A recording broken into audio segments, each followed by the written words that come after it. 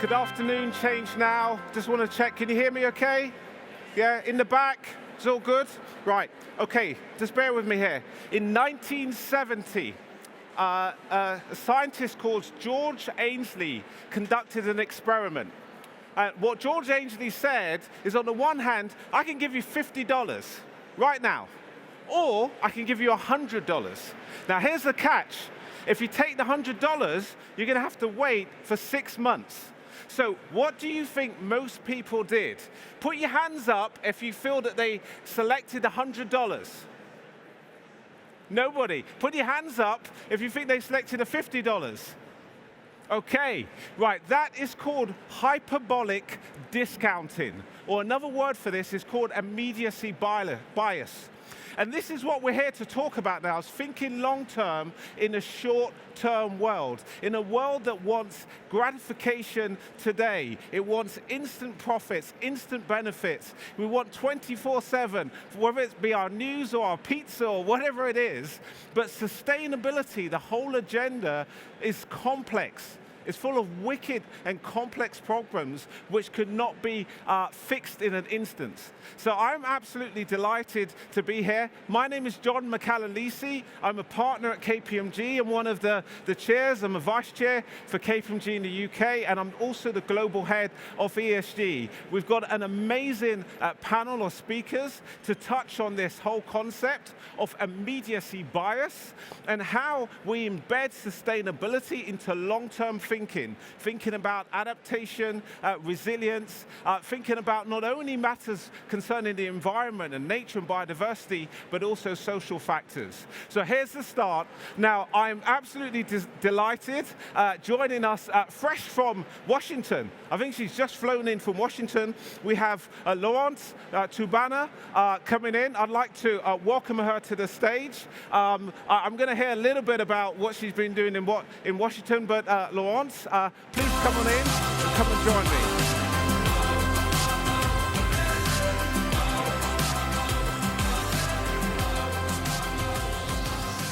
Welcome.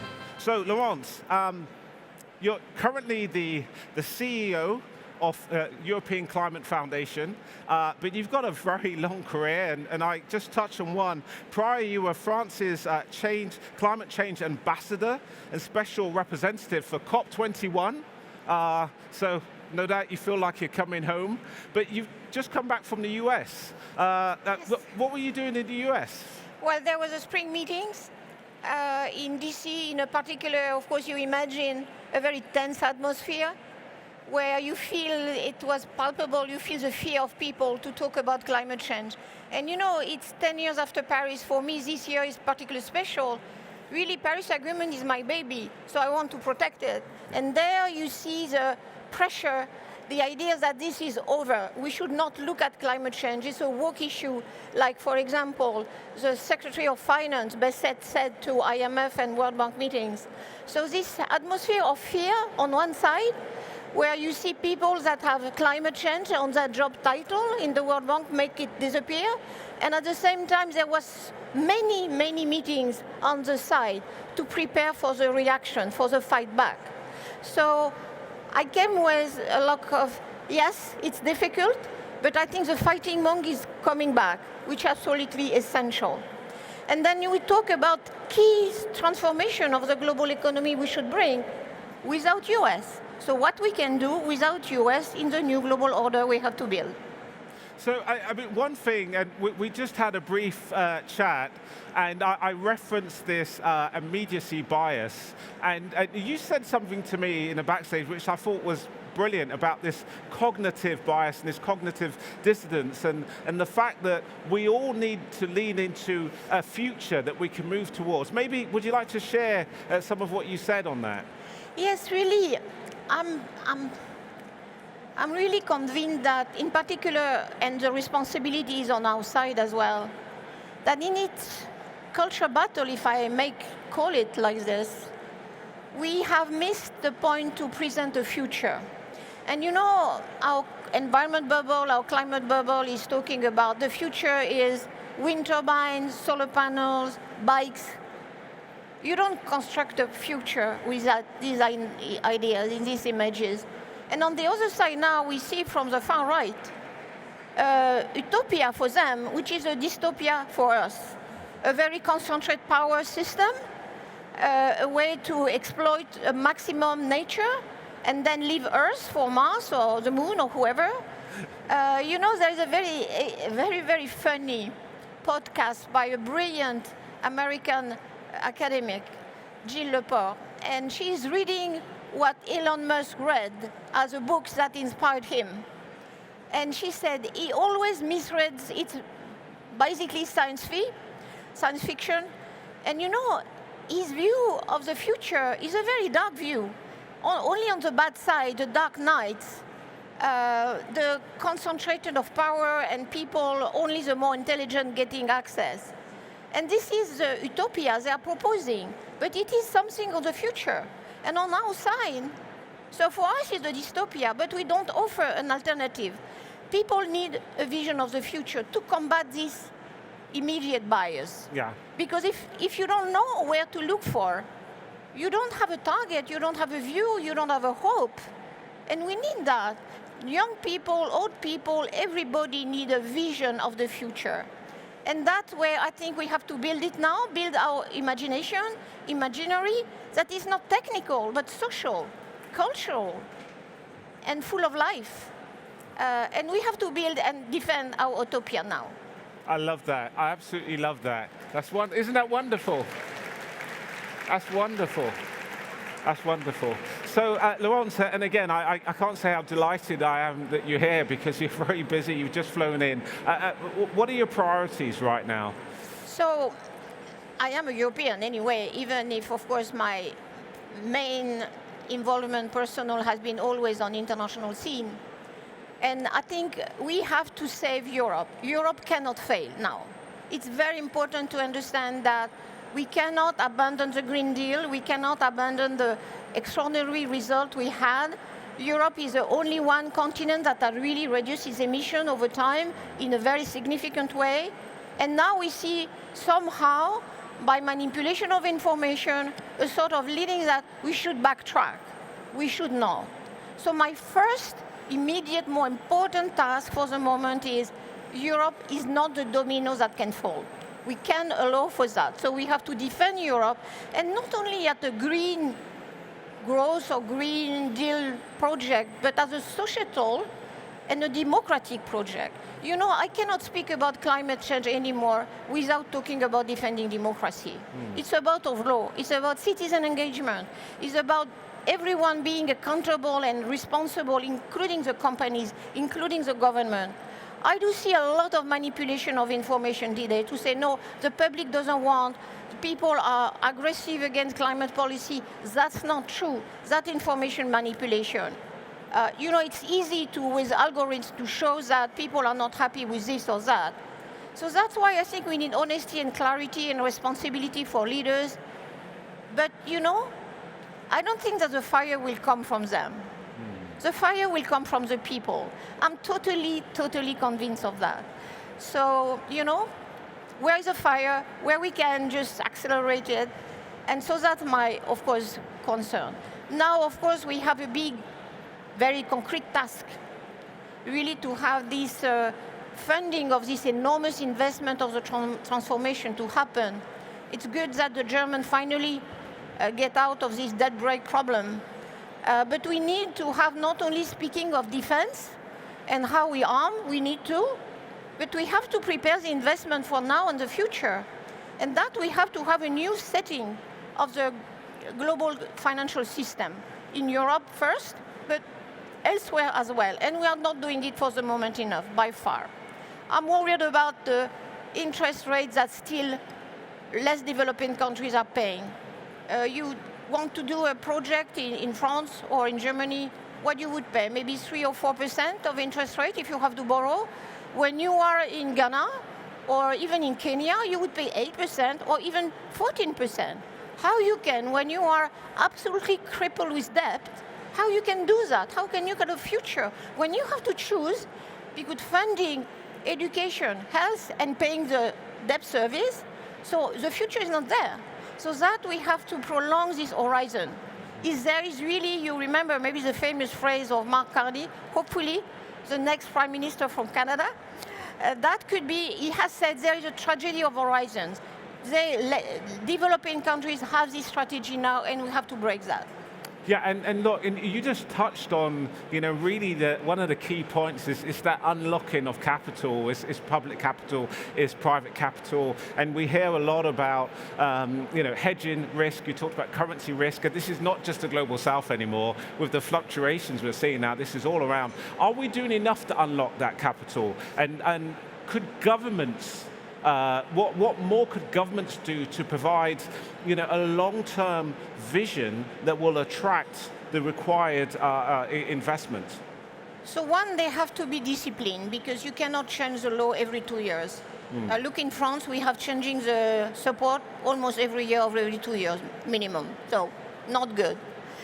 And then you see, of course, authoritarian regime like China, centralized, who have a long-term vision, and they do better from some point of view. So we need that, a discipline, a compact between any government, that this long-term vision will be respected. And that's why it's important to have the institutions that ensure that. We don't have them totally now. Second, I think the governments themselves, they don't factor in the risks. That's why I am really lobbying these days for insurance companies to step up. Look, more than 300 billion of losses every year since 9 years. And of course, most of it is not insured. The reinsurers now are saying, we cannot insure anymore this risk, this risk. You cannot insure in California your house against fires. It's no more. Or in Florida because of the floods. And how you imagine a global economy without insurance? That doesn't exist. You have to. So they have now to speak up, show their data, and say, look, government, central banks, commercial banks, companies are trying to ignore the risk when the risk is not for tomorrow, it's today. Probably India last year lost about 2% of their GDP because of the extreme events. And of course, this India, big country, big capacity relatively. And look of the small islands. They are waiting for the next wave of typhoons or hurricanes, and that will be not 2% GDP loss, it will be 80% GDP loss.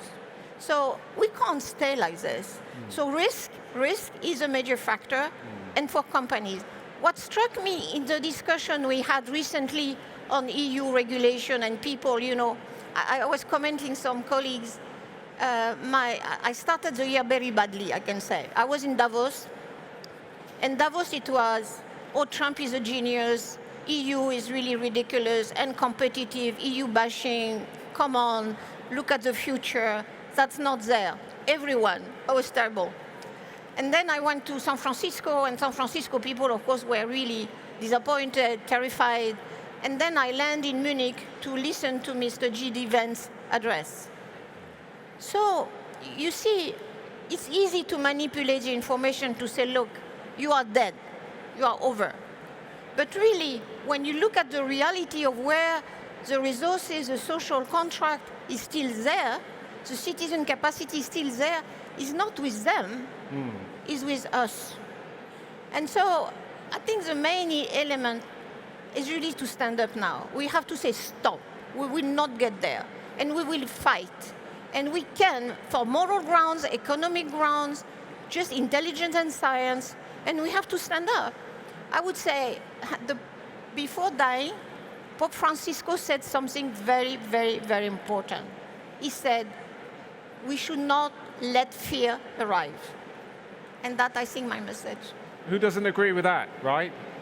Fantastic. Fantastic. I'm really pleased that you touched on insurance. I spoke at an event in California before the last wildfires. 3 million homes immediately at risk, just in that one state, 34.5 million across the whole of the US. And quite often, we can see this as a single sector issue. It's an issue for the insurance sector. But maybe if you can expand a little bit more, because it is broader. You mentioned you cannot do business, you cannot buy a home, you cannot sell a home. What should people here, these are business leaders, these are entrepreneurs, how might this be impacting on them, and what do they need to do? What do they need to be demanding of their insurance providers? I'm maybe not diplomatic there. We have to have a frank conversation. I was really struck by this discussion about simplification in EU. It was not an honest conversation, frankly. I talked with number 2 of Bank of America, for example, complaining that they spend 1/3 of their time filling the formulas for EU regulation. Come on, that's not true. Anyways, there are many people outside in consultancies that do that for them. Huh? So that's not the point. I think the point is the honest conversation and sharing the view, the vision of the risks that the business know, but they don't want to be attached to that because they want to have their own flexibility. But if everyone looks for individual flexibility and liberty, we are really having the prisoner dilemma classical thing. And so that's why I think it's a moment to have an honest conversation. We need regulation. I've been working on sectoral voluntary agreements many times. Doesn't deliver anything. You just do what you plan to do. So we need forcing mechanism and honest and transparent conversation between business, government, and we need, and that through that, as you mentioned, the financial backbone is the essential one. It's an essential one. And I've been talking to many central bankers recently, Christine Lagarde, the Bundesbank president, many others. And they say the same. We need the sharing of the risk because at the end of the day, the central bankers will ensure the whole financial stability until the end, that the commercial banks will lend to people that they can trust that they will not be affected by climate risk, whether transition or whether climate events. And this was quite vivid 5 years ago, and now, because of the fossil fuel capacity to blur, to speak about security is about us, is not about nothing else, then people lose this sense of the risk. And we are at risk of the global economy. Yeah. We are not at risk of, and that is, the perception of the government is not there.